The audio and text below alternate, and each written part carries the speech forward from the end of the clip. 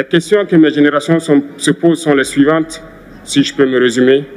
C'est de ne pas comprendre comment l'Afrique, avec tant de richesses sur notre sol, avec une nature généreuse, de l'eau, du soleil en abondance, l'Afrique est aujourd'hui le continent le plus pauvre. L'Afrique est un continent affamé. Et comment se fait-il que les chefs d'État traversent donc le monde à mendier? Voici des questions que nous nous posons et que nous n'avons pas de réponse jusque-là. Nous avons l'occasion de tisser de nouvelles relations. Et j'espère que ces relations puissent être les meilleures pour donner un meilleur avenir à nos peuples. Ma génération me charge aussi de dire que, par ce fait de pauvreté, ils sont obligés de traverser l'océan pour essayer de rallier l'Europe. Ils meurent dans l'océan.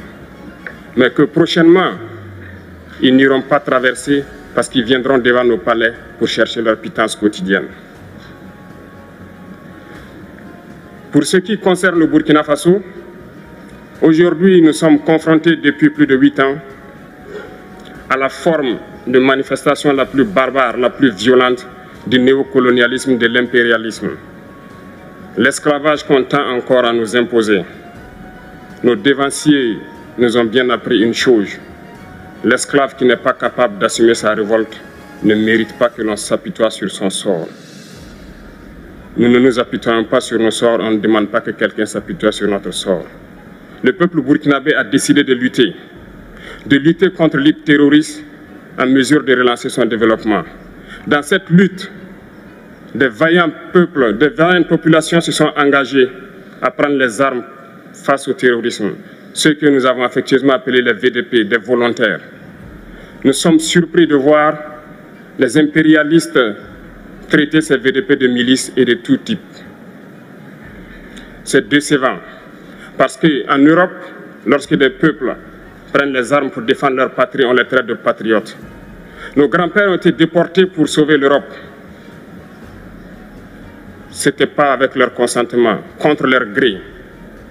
Et bien au retour, on se rappelle bien qu'à Tiaroy, lorsqu'ils ont voulu revendiquer leurs droits élémentaires, ils ont été massacrés. Cela ne fait rien donc.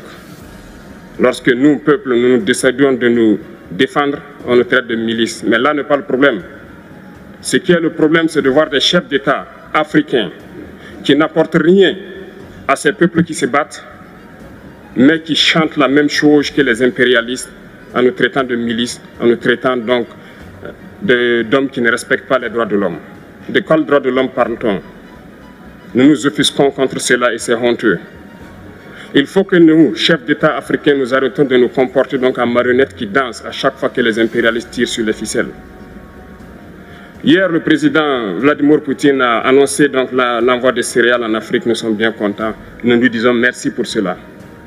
Mais aussi, c'est un message passé à nous, chefs d'État africains, parce qu'au prochain forum, nous ne devrons pas venir ici sans avoir assuré, pour ceux qui ne connaissent pas la guerre, l'autosuffisance alimentaire de nos peuples. Nous devons prendre l'expérience de ceux qui ont pu déjà atteindre cela en Afrique, tisser de bonnes relations ici et tisser de meilleures relations avec la Fédération de Russie pour pouvoir assouvir les besoins de nos populations.